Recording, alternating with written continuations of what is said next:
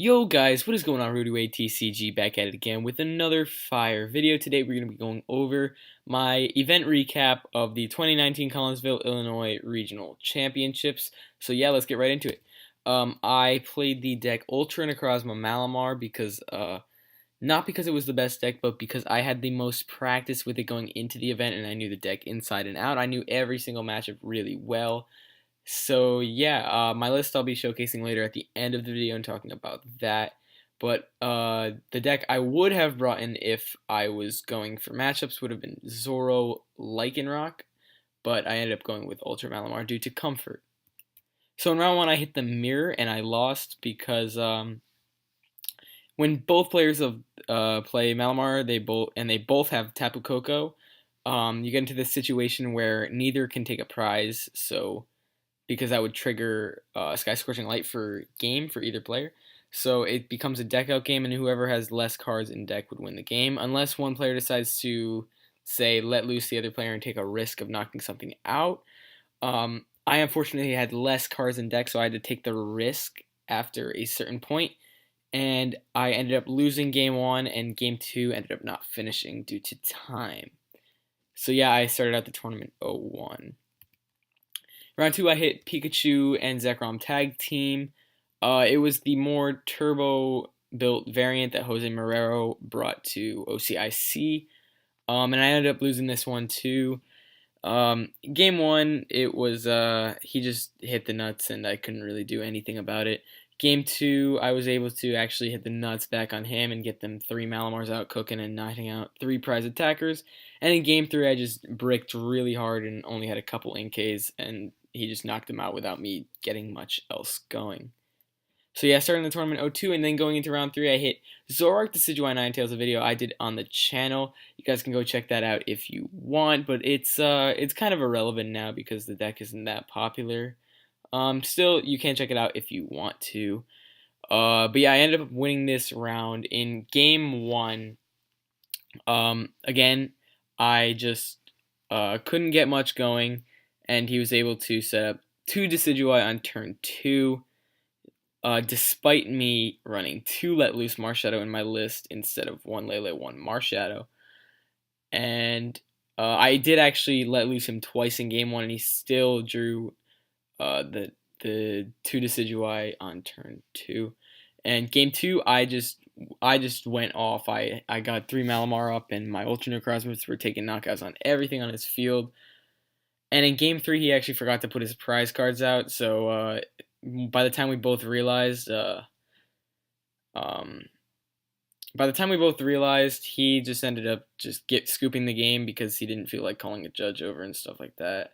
So yeah, round 4, I hit Zapdos Jirachi, and I ended up tying this one. This was a matchup I actually felt really comfortable with, and I knew exactly what I had to do. So it was unfortunate that I had to come away with a tie here.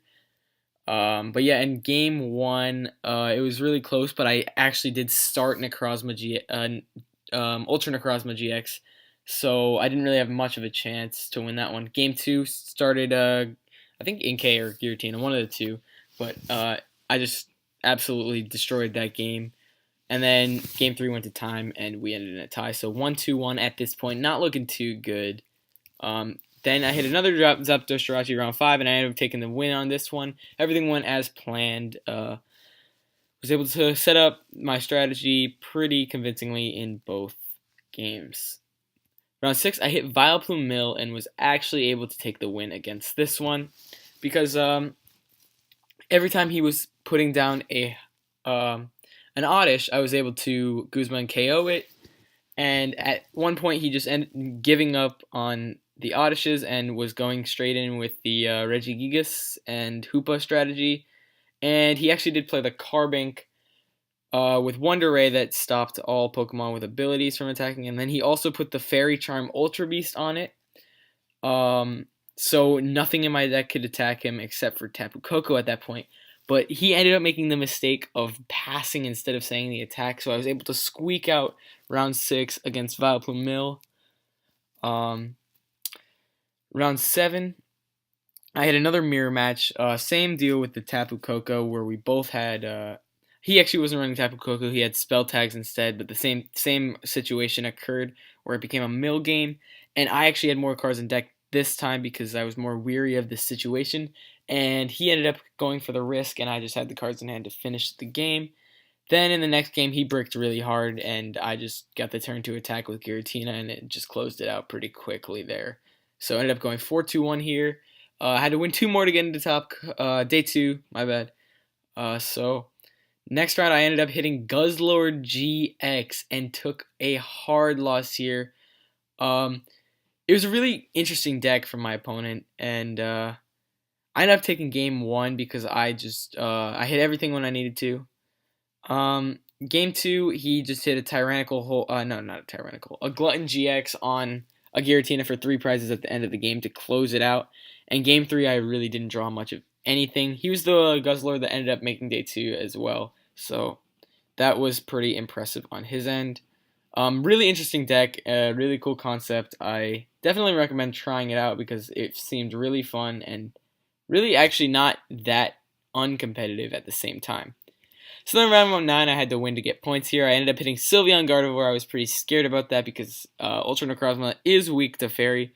So in game 1, I was able to squeak out the win with Ultra Necrozma hitting big numbers after a Coco spread. So all I needed was either a Beast Energy or a Choice Band to take a one-shot on Gardevoir.